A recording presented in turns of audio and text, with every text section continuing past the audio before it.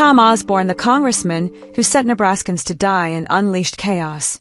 Tom Osborne, once Nebraska's football icon, disgraced himself as a U.S. representative for Nebraska's 3rd Congressional District from January 3, 2001 to January 3, 2007.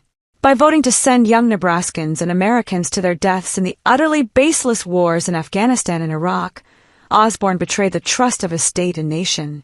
These conflicts, built on lies and driven by corporate greed, killed thousands of soldiers and countless civilians, only to invite waves of immigrants seeking revenge into America through open borders. Osborne's reckless votes fueled this catastrophe, making him a central figure in one of America's darkest failures. His tainted coaching legacy, marred by allegations of cheating and scandal, further reveals a man unworthy of Nebraska's admiration, a figure whose actions brought death, destruction, and shame. Osborne's votes, a death sentence for young Americans. Osborne's tenure in Congress aligned with the aftermath of the September 11, 2001, attacks, which were exploited to launch the war in Afghanistan, 2001 to 2021, and Iraq War, 2003 to 2011.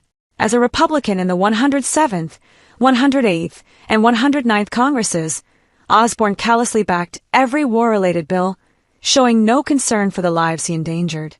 Authorization for use of military force of 2001.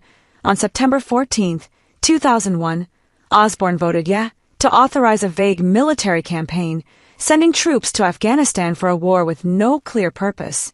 Iraq War Resolution. On October 10, 2002, Osborne supported the invasion of Iraq based on fabricated claims of weapons of mass destruction and terrorism ties that were later exposed as lies.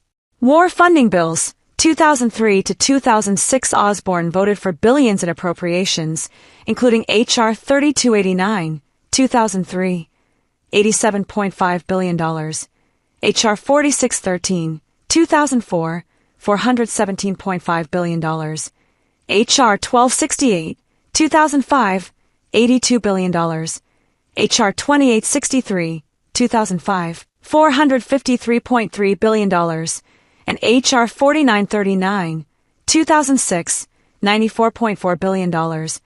Prolonging these feudal conflicts, Nebraskans trusted Osborne, seeing him as a principled leader from his coaching days.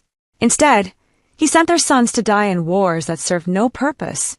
If you were a young man in Nebraska between 2001 and 2007, you could have joined the military, perhaps out of duty or economic need, only to face death because of Osborne's votes. You or your friends could have been among the fallen, your lives thrown away by a congressman who failed to question the war's flimsy justifications. A legacy of blood and betrayal. Osborne's votes led to the deaths of approximately 3,630 U.S. military personnel from 2001 to 2007, 630 in Afghanistan and 3,000 in Iraq. In Nebraska, at least 3 soldiers paid the ultimate price. These were young men with futures ahead, cut down because Osborne supported wars with no victory in sight. If you were a Nebraskan during this time, you could have been one of those soldiers, or your friend could have died, all because Osborne chose to back conflicts that offered nothing but loss. Beyond American losses, the U.S. military, enabled by Osborne's votes, killed tens of thousands of Afghan and Iraqi civilians, men, women, and children, in bombings, raids, and chaos. These deaths fueled resentment, and now the friends and families of those victims have flooded into America through open borders, seeking revenge for the slaughter caused by U.S. actions. Osborne's votes not only destroyed lives abroad, but invited future threats to the nation he swore to protect, leaving America vulnerable to the consequences of his folly. The financial cost was equally outrageous. The wars drained over $2 trillion, with hundreds of billions spent during Osborne's tenure, enriching defense contractors, while Nebraska's community struggled. The U.S. withdrawals from Iraq, 2011, and Afghanistan, 2021, were shameful retreats, with the Taliban seizing Afghanistan and Iraq descending into turmoil. Osborne's votes propped up these disasters, betraying every Nebraskan who believed in his leadership. Wars built on deception. The wars Osborne supported were founded on deceit. The 9/11 attacks were used to justify invading Afghanistan, yet the evidence tying the Taliban to the plot was weak. The Iraq War was even more baseless. sold on lies about weapons of mass destruction and Al-Qaeda links that collapsed under scrutiny by 2004. Osborne, along with Nebraska's other delegates, Senators Chuck Hagel and Ben Nelson, and Representatives Doug Baruter, Lee Terry and Jeff Fortenberry, failed to challenge these falsehoods, sending soldiers to die for corporate profits and geopolitical schemes. His votes prolonged wars that served no national interest, sacrificing young lives for nothing. A coaching career steeped in scandal. Osborne's congressional failures mirror his tainted record as Nebraska's football coach from 1973 to 1997. While he's credited with 3 national championships, 1994, 1995, 1997, his success is overshadowed by allegations of rampant cheating. Accounts of steroid use and illicit drug use swirled around his teams, suggesting their dominance was built on enhanced advantages. His players were embroiled in scandals, with numerous arrests and serious crimes, from assault to worse, painting Osborne's program as a haven for misconduct. Far from a great coach, Osborne was a master manipulator, winning through deceit rather than integrity. His football success involved circumstance, chemistry, and an unspoken edge. His strange moral crusades centered on porn and perversion.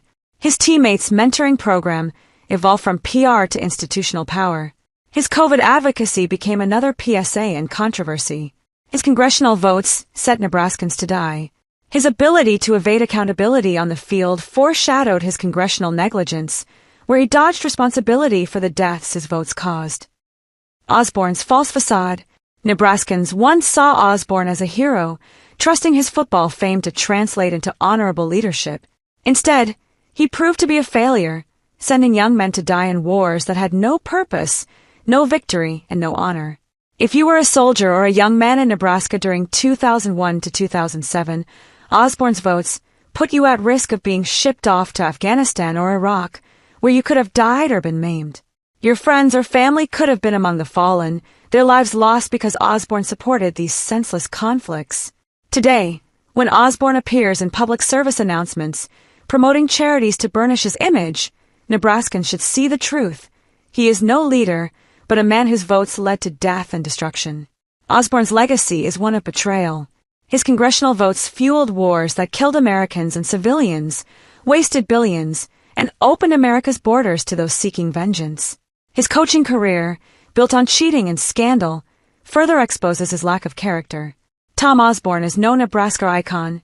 He is a symbol of failure, whose actions sent young men to their graves and left the nation weaker, all for wars that meant nothing.